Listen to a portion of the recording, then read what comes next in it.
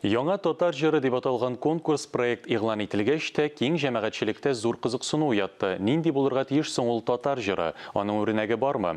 Әлеге сорауларга җавап бирү һәм конкурсның нәтиҗәләре кайчан билгеле булуы игълан итү өчен Рәшид Вахапов исемендәге фонд җитәкчесе Рифат Фәттахов матбугат конференциясе үткәрде.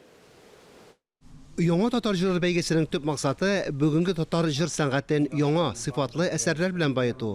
Аның номинацияләрдә күп түгел, икәү генә: иң яхшы татар җыры һәм иң яхшы балалар җыры.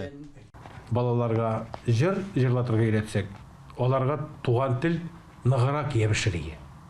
Чөнки музыка аша тел колакка, тәнгә ныгырак сиңә.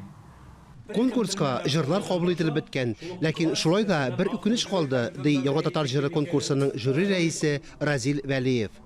Менә мин генә катнаша алмадым, чөнки жюри рәисе булгач, Рифат Фәттахов миңа кистереп әйтеп куйды.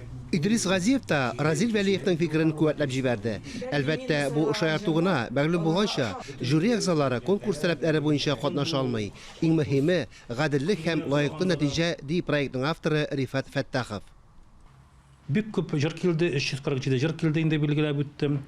Менә шуларның bir 20-30-ны без сайлап алырбыз әле, жюри өчен дәвам итә. Без аларны алда бирсә, 21 ноябрьдә үтәсе гала концертта киң җәмәгатьчелеккә, бөтен татар халкына тәкъдим итәрбез дип уйлыйм. Конкурста катнашкан авторлар арасында билгеле шәхесләр дә, исемнәре билгеле булмаучылар да бар. Жюри бәя биргәндә бу үзенчәлеккә дә игътибар итәчәк.